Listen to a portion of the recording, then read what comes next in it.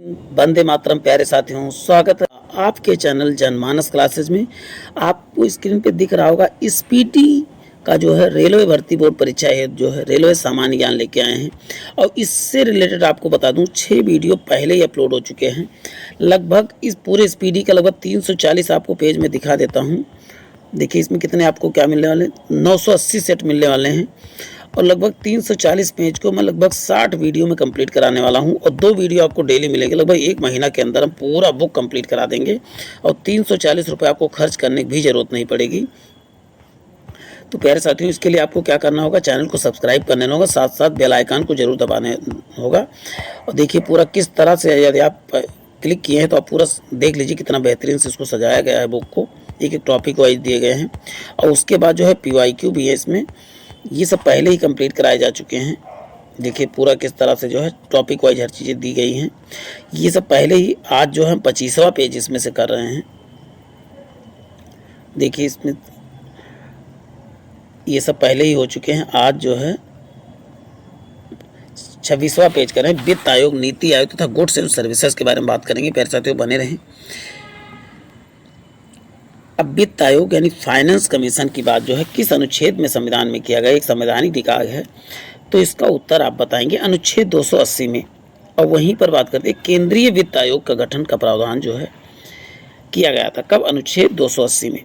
अब बात करते हैं वित्त आयोग भारत का राष्ट्रपति जो है हर 5 वर्ष के लिए जो है आवश्यकता अनुसार जो इसको हर 5 सालों पर गठित करता है। पहले भी कर सकता है, 5 साल के पहले भी कर सकता है। और वहीं वित्त आयोग एक संवैधानिक या सलाहकारी है, क्या प्रकार, सलाहकारी निकाय है। इसको मानने के लिए सरकार बाध्य, वित्त आयोग का जो सिफारिश है कोई जरूरी नहीं सरकार माने, एक प्रकार का सलाहकारी निकाय है। वित्त आयोग में राष्ट्रपति द्वारा एक अध्यक्ष और 4 अन्य सदस्य नियुक्त किए जाते हैं। कितने, टोटल 5 सदस्य होते हैं और एक अध्यक्ष जिसमें होता है, 4 जो है अन्य सदस्य होते हैं। वित्त आयोग का अध्यक्ष वही व्यक्ति होता है जो सार्वजनिक मामलों के पर्याप्त अनुभव रखता हो, यानी सार्वजनिक मामलों के पर्याप्त अनुभव, वही वित्त आयोग का अध्यक्ष बनेगा। सदस्यों के लिए कहा गया है कि ऐसे व्यक्ति जो हैं को बनाया जाएगा जो उच्च न्यायालय में न्यायाधीश बनने की योग्यता रखता है, उसको जो है वित्त आयोग का सदस्य बनाया जा सकता है। और वही वित्तीय मामलों का अच्छा विशेषज्ञ हो, उसी को जो है बनाएगा। वित्त आयोग के अध्यक्ष और सदस्यों की योग्यता क्या होगी, इसका निर्धारण जो है संसद जो है, अधिकार किसको, संसद जो है बना सकती है, क्या उसकी योग्यता होगी। अब देखिए बात है इसमें, वित्त आयोग का मुख्य कार्य जो है केंद्र सरकार और राज्य सरकार के बीच करों का वितरण करना जो है, ये किसका कार्य होता है, वित्त आयोग का कार्य होता है। हिस्सेदारी तय करती कौन किसको कितना देना है। वित्त आयोग केंद्र सरकार और राज्य सरकार के बीच का जो है कर वितरण का लेखा जोखा भी जो है रखता है, प्रतिवर्ष राष्ट्रपति को सौंपता है और राष्ट्रपति दोनों सदनों के सामने इसको प्रस्तुत करता है। कौन, वित्तीय लेखा जोखा दोनों सदनों के बीच में जो है इसको प्रस्तुत करता है, कितना कहाँ खर्च हुआ, क्या हर चीज़ें जो है। अब बात करते हैं, देखिए निपटारे हेतु केंद्र तथा राज्य के मध्य जो है वित्तीय विवादों को निपटारे हेतु मुख्य एजेंसी क्या है, तो बताओ वित्त आयोग है। जो केंद्र तथा राज्य के बीच जो कोई विवाद होता है वित्त संबंधी, तो निपटारा वित्त आयोग करता है। प्रथम वित्त आयोग का गठन 1951 में हुआ था। और वही प्रथम वित्त आयोग के अध्यक्ष यानी फाइनेंस कमीशन के KC नियोगी थे, 52 से 57 तक बने रहे ये। और वहीं 15वां वित्त आयोग का जो है प्रेजेंट टाइम में कार्यरत है, जिसके अध्यक्ष कौन है, तो NK सिंह हैं। और वहीं 14वां वित्त आयोग जो है, 14वें वित्त आयोग 15 से 2000 के अध्यक्ष जो है 14वें के YB रेड्डी थे। अभी देखो 2015 से 2020 यहाँ लिखना था और ये लिख दिए हैं 2020 तक थे। और 2025 तक क्या रहेंगे, तो NK सिंह रहेंगे 15वें वित्त आयोग के अध्यक्ष। अब बात करते हैं 22 नवंबर 2017 को 15वें वित्त आयोग का जो है गठन की मंजूरी मिलने के बाद जो है NK सिंह जो है बनाए गए थे, ये 27 तक रहेंगे। आर्थिक मामलों के मुख्य सचिव शक्तिकांत दास जो है, पूर्व मुख्य आर्थिक सलाह जो है अशोक लाहिड़ी और रमेश चंद्र जो है जॉर्ज वाशिंगटन गठन के प्रोफेसर एवं अनूप सिंह जो है 15वें वित्त आयोग के सदस्य हैं। और अध्यक्ष आप NK सिंह तो बताए, तो चारों सदस्यों का नाम आप देख सकते हैं कौन कौन से हैं। शक्तिकांत दास जो है सचिव हैं, पूर्व सचिव। और वहीं अशोक चंद्र लाहिड़ी हैं और नीति आयोग के सदस्य रमेश चंद्र भी हैं। और अनूप सिंह जो है प्रोफेसर हैं, ये सब जो है इसके सदस्य हैं। 2020 से शुरू होकर वित्त आयोग जो है 2020 से शुरू होकर कब तक चलेगा, तो आप बताओगे 2025 तक की इसकी अवधि रहेगी। अब बात करते हैं राज्य वित्त आयोग का गठन जो है 243 के आई के तहत कहा गया है। अब नेक्स्ट बात होगी हमारी जो है नीति आयोग के बारे में बात होगी। नीति आयोग के बारे में जितनी चीज़ें हैं सब इसमें जानकारी मिलने वाली हैं। नीति आयोग भारत सरकार द्वारा जो है 1 जनवरी 2015 को गठित किया गया था। एक नई संस्थान है योजना आयोग के जगह पे। देखिए कहा भी गया है एक प्रकार का जो है नीति आयोग गैर संवैधानिक संस्था। नीति आयोग का पूर्ण नाम जो है राष्ट्रीय भारत परिवर्तन संस्थान है और इसका देखिए फुल फॉर्म भी आप देखेंगे national institution for transforming India है इसका फुल फॉर्म। वही नीति आयोग का मुख्यालय कहाँ है, तो बताओ दिल्ली में है। ये एक प्रकार क्या है थिंक टैंक है और इसके बारे में बात करते हैं तो नीति आयोग योजना आयोग की तरह जो है कोई वित्तीय आवंटन नहीं करता है। क्या है, नीति आयोग जो है योजना आयोग की तरह कोई वित्तीय आवंटन नहीं करता, केवल सुझाव देता है। नीति आयोग का प्राथमिक कार्य जो है सार्वजनिक और आर्थिक मुद्दों पर सरकार को सलाह देना। ये कार्य किसका है, नीति आयोग का है, ताकि सरकार ऐसी योजना का निर्माण कर सके जो लोगों के हित में हो। अब बात करते हैं आयोग के लिए 13 सूत्रीय उद्देश्य रखे गए हैं। अब कितने 13 सूत्रीय उद्देश्य इसके हैं किसके, तो आप बताओ नीति आयोग के। नीति आयोग की संरचना में अध्यक्ष उपाध्यक्ष यानी उपाध्यक्ष सीईओ, पूर्णकालिक सदस्य यानी फुल टाइम मेंबर, पदेन सदस्य यानी एक्स ऑफिसियो। पदेन सदस्य मतलब कि पद जो उस पद पे है स्वतः वो बन जाएगा। शासी परिषद, विशेष आमंत्रित सदस्य, ये सब जिसके सदस्य होते हैं। पूर्णकालिक सदस्य की संख्या कितनी है, 5 है और जिन्हें राज्य मंत्री के बराबर क्या होता है दर्जा प्राप्त होता है पूर्णकालिक सदस्यों का। पदेन सदस्य अधिकतम संख्या कितनी है, 4 होगी, जिसे जो प्रधानमंत्री नामित होते हैं, जो प्रधानमंत्री द्वारा नामित होते हैं चारों सदस्य। अब प्रधानमंत्री इसका जो है पदेन सदस्य ही होता है, अध्यक्ष होता है। शासी पद यानी गवर्निंग काउंसिल में जो है भारत के सभी मुख्यमंत्री तथा केंद्र शासित प्रदेशों के राज्यपाल और प्रशासक शामिल होते हैं। जो गवर्निंग काउंसिल में कौन कौन से आते हैं, सभी मुख्यमंत्री केंद्र शासित प्रदेश के हों या तो केंद्र शासित प्रदेश के राज्यपाल, उपराज्यपाल या प्रशासक होते हैं। विशेष आमंत्रित सदस्य से विभिन्न क्षेत्रों के विशेषज्ञ विशेष आमंत्रित सदस्य में आते हैं, जिन्हें प्रधानमंत्री द्वारा नामित किया जाता है। नीति आयोग का अध्यक्ष कौन होता है, तो प्रधानमंत्री होता है। और वहीं वर्तमान में अध्यक्ष कौन है, तो बताओ नरेंद्र मोदी हैं। और नीति आयोग के उपाध्यक्ष की नियुक्ति कौन करता है, तो प्रधानमंत्री ही करते हैं। उपाध्यक्ष को कैबिनेट मंत्री का दर्जा प्राप्त होता है। सीईओ भारत सरकार का जो है सचिव स्तर का जो है अधिकारी होता है, जिसे निश्चित कार्यकाल के लिए प्रधानमंत्री द्वारा क्या होता है नियुक्त किया जाता है। नीति आयोग का प्रथम अध्यक्ष कौन होता है, तो नरेंद्र मोदी होता है। और नीति आयोग का प्रथम उपाध्यक्ष कौन होते हैं, अरविंद जो है पनगड़िया थे। और प्रथम सीईओ कौन थे, सिंधु श्री खुल्लर क्या थे, प्रथम सीईओ थे। अब बात करते हैं नीति आयोग के क्रियान्वयन का दायित्व किसके पास होता है, केंद्र व राज्य सरकार पर होता है। ये नीति आयोग का क्रियान्वयन का दायित्व जो है केंद्र सरकार राज्य सरकार दोनों पर होता है। योजनाओं को अंतिम स्वीकृति तथा अनुमोदन जो है राष्ट्रीय विकास परिषद यानी एनडीसी करता है।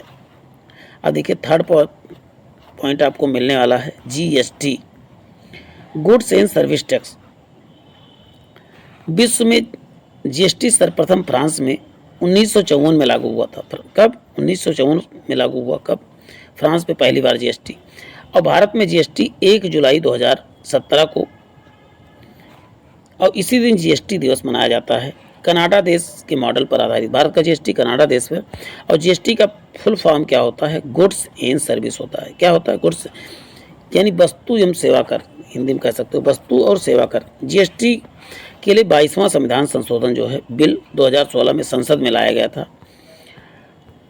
और वहीं पर बात करें इसके पक्ष में कुल 336 वोट पड़े, जबकि विपक्ष में केवल 11 वोट ही पड़े थे जीएसटी, और पक्ष में कितना 336 वोट पड़े।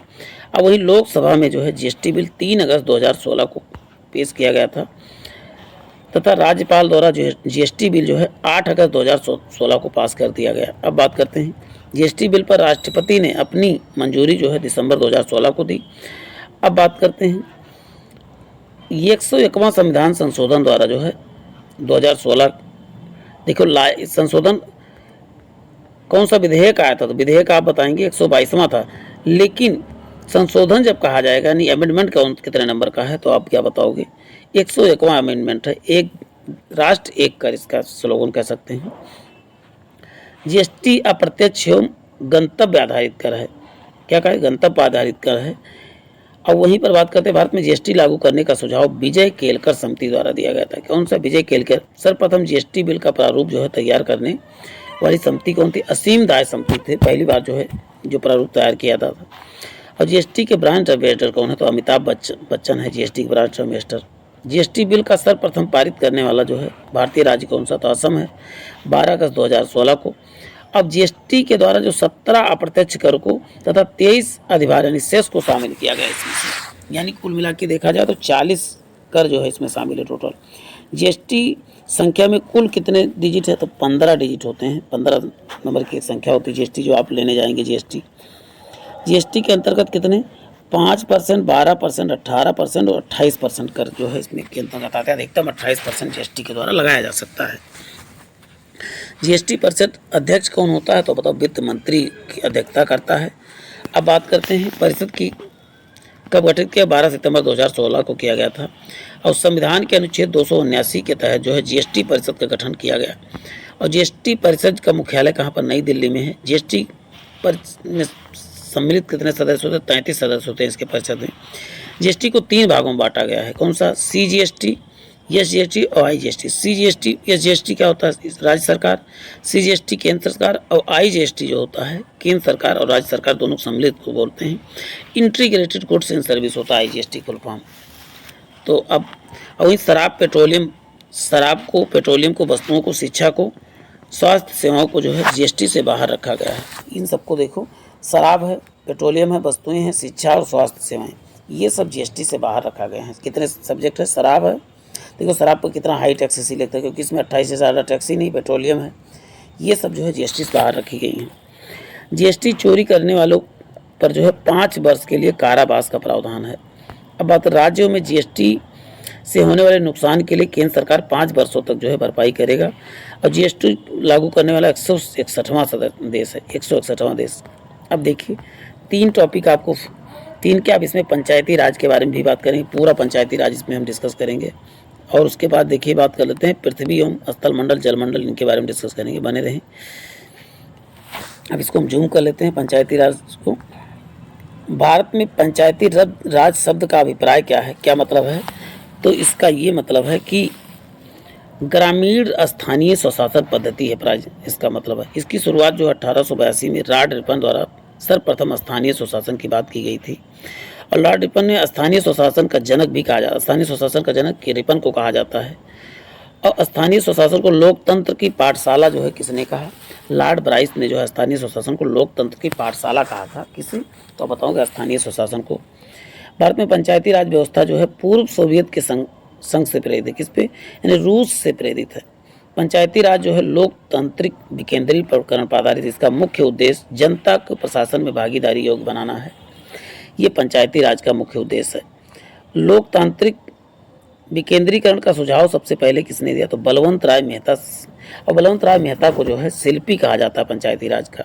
भारत में ग्रामीण जनता के स्तर को वृद्धि करने के लिए के मुंशी की सिफारिश पर 2 अक्टूबर 1952 में सामुदायिक विकास कार्यक्रम की शुरुआत किसने? भारत में सबसे पहले सामुदायिक विकास कार्यक्रम शुरू हुआ था 1952 में।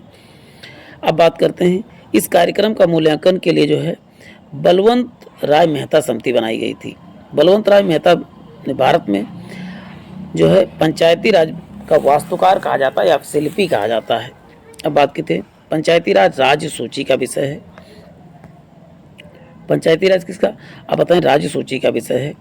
और ये नीति निर्देशक तत्व के जो है अनुच्छेद 40 के तहत ग्राम पंचायत के गठन का उल्लेख किया गया है। 73वें संविधान संशोधन 1992 में जो है पंचायती राज को संवैधानिक दर्जा दिया गया था। और वहीं संवैधानिक दर्जा देने की सिफारिश जो है यलम सिंधवी समिति तथा पीके थुम्बन समिति ने 1988 में दिया। तो 2 समितियों के आधार पर इसको संवैधानिक दर्जा दिया गया। एमएल सिंधवी और पीके थुम्बन दोनों को आपको नाम याद कर लेना है। सर्वप्रथम पंचायती राज जो है व्यवस्था त्रिस्तरीय जो है 2 अक्टूबर 1959 में प्रधानमंत्री जवाहरलाल नेहरू द्वारा जो है राजस्थान के नागौर जिले में इसको प्रारंभ किया था। सबसे पहले कहाँ पर? तो बताओ कि राजस्थान के नागौर जिले में पंचायती राज व्यवस्था जो लागू किया गया था। कब? 1959 में जवाहरलाल नेहरू द्वारा।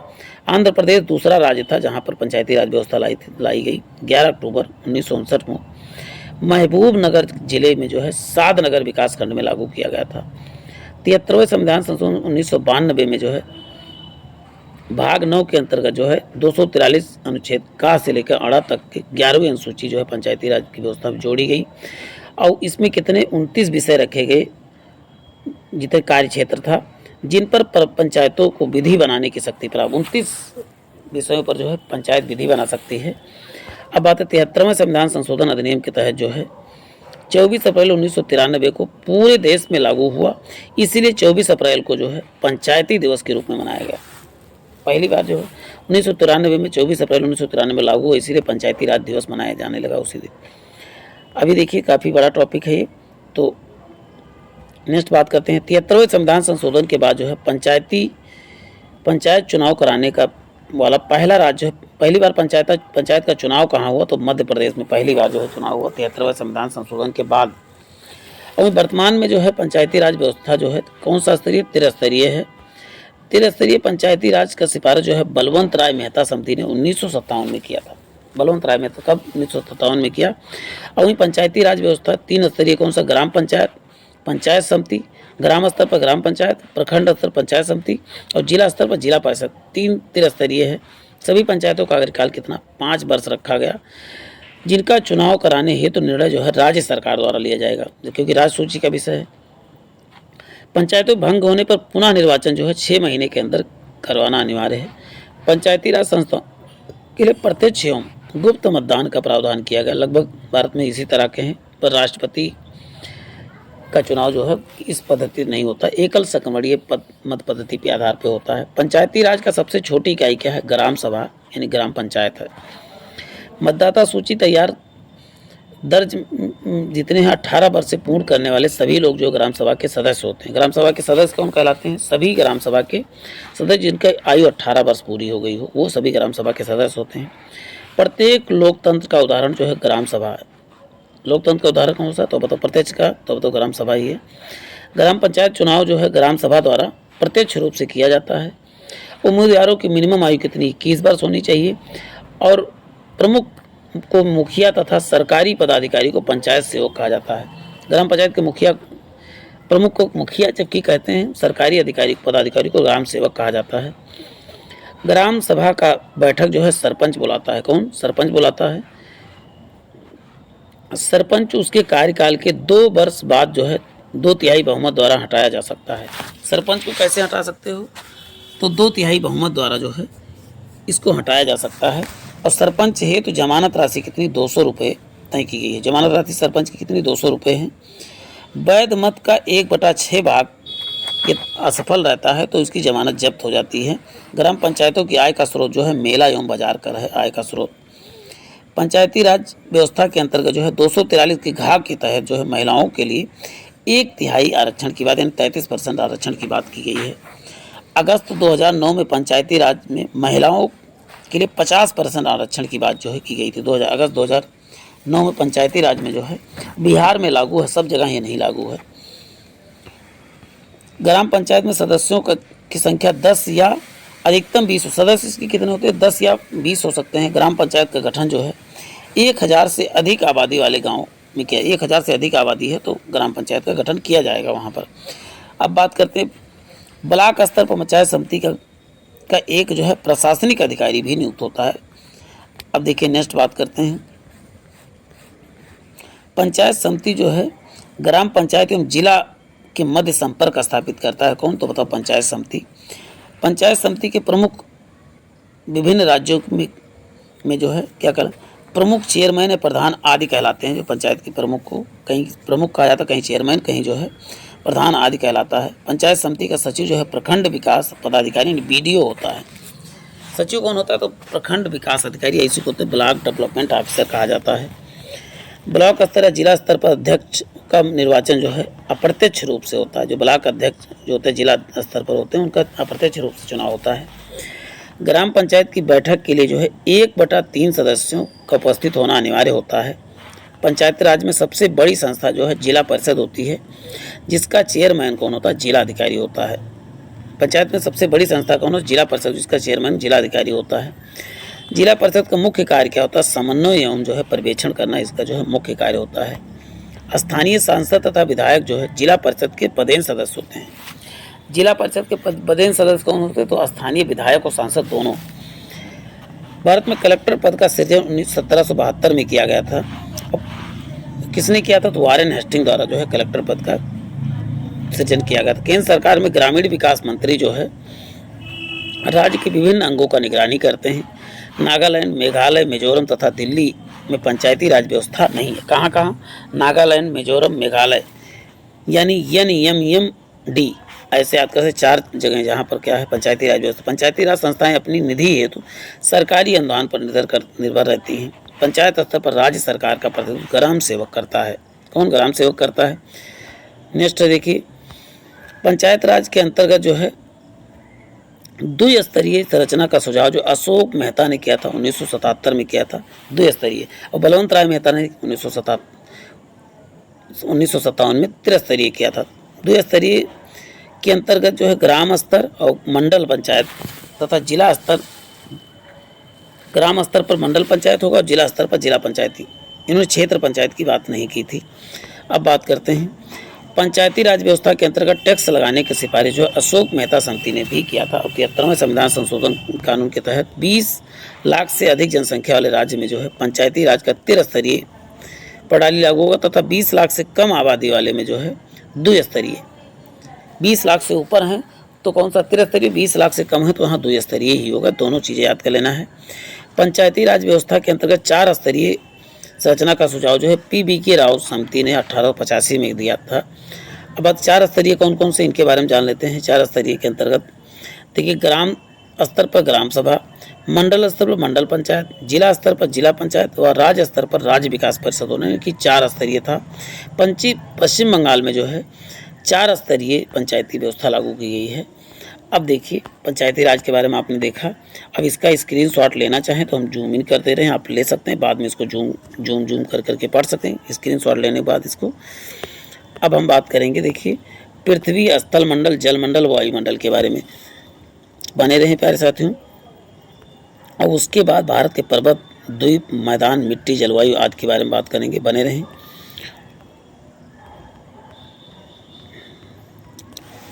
इसमें देखिए पृथ्वी, स्थल, मंडल, जल, यानी कि कई टॉपिक इसमें एक साथ आपको मिलने वाले हैं। अब देखिए एकमात्र ग्रह जिस पर क्या है जीवन है तो आप बताओगे पृथ्वी एकमात्र ऐसा ग्रह है। अब विषुवतीय व्यास कितना होता है तो आप बताओगे 12,756 किलोमीटर, जबकि ध्रुवीय व्यास कितना 12,714 किलोमीटर। यानी विषुवतीय व्यास जो है ज़्यादा है और ध्रुवीय व्यास क्या है कम है कह सकते हो। अब कितने का अंतर देखो इसमें लिखा है, ध्रुवीय तथा विषुवतीय व्यास के बीच जो है कितने 42 किलोमीटर का अंतर है। कितने किलोमीटर? 42 किलोमीटर का अंतर। देखिए दोनों अंतर आप वहाँ से निकाल सकते थे। पृथ्वी अपनी धुरी पर झुकी है कितने 23.5 अंश जो है पृथ्वी अपनी धुरी पर झुकी है। पृथ्वी गति करती है किस तरफ? पश्चिम से पूरब की तरफ गति करती है। पृथ्वी के अक्ष पर घूमना क्या कहलाता है? घूर्णन व परिभ्रमण कहलाता है। दिन रात का होना जो है पृथ्वी के घूर्णन के कारण ही संभव है। दिन रात कैसे होता है? पृथ्वी जो घूमती है कैसे? घूर्णन के कारण। जबकि परिक्रमा जो करती है सूर्य का, उसी के कारण जो है सूर्य के चारों ओर क्या करती है? परिक्रमण करती है। और ऋतु परिवर्तन जो है परिक्रमा करने के कारण यानी परिक्रमण के कारण होता है। पृथ्वी को सूर्य परिक्रमा लगा समय को क्या कहता है? पृथ्वी को सूर्य का परिक्रमा करने में लगा समय सौर वर्ष कहलाता है। अंतरिक्ष से देखने पर पृथ्वी जो है कैसी? अंतरिक्ष देखने में पृथ्वी कैसी दिखाई पड़ती है? नीला नहीं होना चाहिए, यहाँ काला होना चाहिए। क्या? काला होना चाहिए, यहाँ नीला लिखा गया है। पृथ्वी अपने अक्ष पर एक चक्कर कितने समय में लगाती है? 23 घंटे 56 मिनट 4 सेकंड लगाती है। अब वहीं पर बात करते हैं पृथ्वी सूर्य के एक परिक्रमा करने में 356 दिन 6 घंटे लगभग लगाती है। कितने? 356 दिन और 6 घंटे। अब यही 4 साल बाद जो है 6-24 एक दिन बढ़ जाता है, 29 दिन का फरवरी हो जाता है, क्योंकि 365 दिन 6 घंटा और यही 6-6 घंटा करके हम चौथे वर्ष क्या कर देते हैं 366 दिन का साल बना देते हैं। सर्वप्रथम पृथ्वी की त्रिज्या जो एरिस्टोथेलेस ने नापा था। पृथ्वी पर चंद्रमा का भाग जो है लगभग 59% जो है देखा जा सकता है। पृथ्वी गोल है किसने कहा? पाइथागोरस ने। और पृथ्वी के सूर्य के मध्य अधिकतम तथा न्यूनतम दूरी जो है अधिकतम दूरी 4 जुलाई को जिस घटना को बोलते हैं अपसौर और वहीं पर न्यूनतम दूरी पृथ्वी और सूर्य सबसे नज़दीक कब होती है? 3 जनवरी को सबसे नज़दीक। उस घटना को उपसौर कहा जाता है। अब बात करते हैं उपसौरिक अपसौरिक को मिलाने वाली काल्पनिक रेखा क्या है? एफ साइड कहलाती है। पृथ्वी की अपेक्षा चंद्रमा का द्रव्यमान कितना होता है? 1/81 होता है। पृथ्वी सबसे बड़ा हिमखंड कौन सा है? तो अंटार्कटिका है। पृथ्वी का सुरक्षा वाल्व किसे कहते हैं? ज्वालामुखी को कहा जाता है। पृथ्वी का सबसे लंबा दिन कौन सा है? तो 21 जून जो है उत्तरी गोलार्ध तथा 22 दिसंबर क्या है? दक्षिणी गोलार्ध में होता है। पृथ्वी का सबसे छोटा दिन कौन सा? तो 22 दिसंबर सबसे छोटा दिन है उत्तरी गोलार्ध में, तथा 21 जून जो है दक्षिणी गोलार्ध में है। सबसे छोटा दिन 22 दिसंबर को कहाँ? उत्तरी गोलार्ध में, और 21 जून जो है दक्षिणी गोलार्ध में सबसे छोटा दिन पड़ता है। यानी ठंडी के महीने में उत्तर देखो 22 दिसंबर को सबसे ठंडा दिन हो, सबसे छोटा यही दक्षिणी गोलार्ध में 21 जून को सबसे छोटा दिन कहाँ? दक्षिणी गोलार्ध में। दिन रात की अवधि का समान जो है भूमध्य रेखा पर दिन रात की अवधि समान होती है, और दिन रात बराबर जो है कब पड़ते? 23 सितंबर को दिन रात जो है बराबर होते हैं। इसे इक्विनॉक्स की घटना कहा जाता है। बसंत विषुव कहते हैं। और फिर कब होता है? तो 21 मार्च शरद विषुव। ये दोनों दिन जो है क्या होते हैं? दिन और रात बराबर होते हैं। 23 सितंबर 21 मार्च को इसे शरद विषुव कहते हैं, और इसे बोलते हैं बसंत विषुव। दोनों आपको याद कर लेना है। अब बात करते हैं, देखिए मार्च में क्या होता है? ठंडी वही खत्म होने वाली थी, शरद विषुव, और यहाँ पर देखिए 23 सितंबर को बसंत विषुव कहा जाता है। अब बात करते हैं पृथ्वी की आंतरिक संरचना 3 परतों से बनी है। सियाल यानी भूपर्पट्टी, फिर सीमा, फिर मेंटल, सीमा को ही मेंटल कहा जाता है। निफे सबसे निचला पार्ट है, सबसे ऊपरी पार्ट भूपर्पट्टी यानी सियाल जिसे कहा जाता है। सियाल मतलब होता है सिलिका तथा एल्युमिनियम, सीमा होता है सिलिका तथा मैग्नीशियम, इसका मतलब होता है। और वहीं निफे मतलब निकिल तथा फेरस होता है क्रोड में। अब चलते पृथ्वी के ऊपरी भाग को क्या भूपर्पट्टी या क्रस्ट कहा जाता है।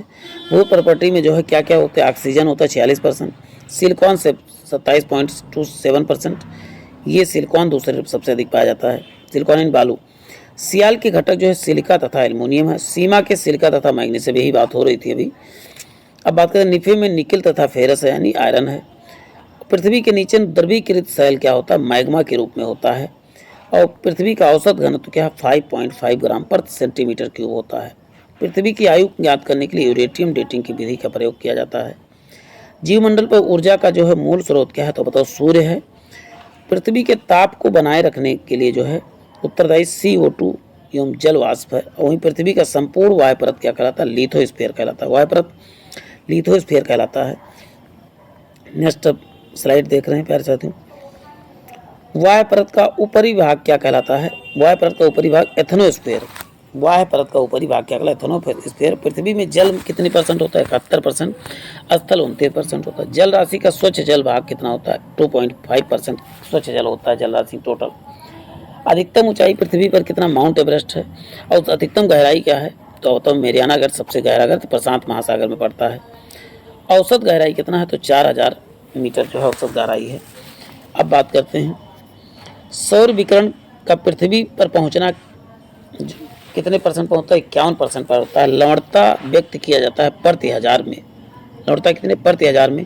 समुद्री जल का औसत लवण जो है 35 प्रति हजार माना जाता है। समुद्र जल पाया जाता है सोडियम क्लोराइड पाया जाता है। और वहीं सबसे अधिक नमकीन वाला 303 गुना तो वान झील सबसे जो है तुर्की में सबसे ज़्यादा नमकीन होता है। समान खारे पानी वाले स्थानों को मिलाने वाली को बोलते हैं आइसोएलाइन रेखा कहा जाता है। पृथ्वी को 2 भागों में कौन भूमध्य रेखा विषुवत रेखा बांटती है? सर्वाधिक सूर्य तब कहाँ पर होता है? सबसे गर्म कहाँ होता है? कौन सा स्थान? तो विषुवत रेखा पर। भूमध्य रेखा के समांतर दोनों ओर खींची गई काल्पनिक रेखा क्या अक्षांश रेखा कहलाती है। अब बात करते हैं पृथ्वी के उत्तर यानी दक्षिण, यानी ऐसे कहा जाए जो लाइन उत्तर से दक्षिण वाली लाइन जो खींची हुई है उसको क्या बोलते हैं? उसको देशांतर बोलते हैं। अक्षांश रेखाओं की कुल संख्या कितनी हुई? 180।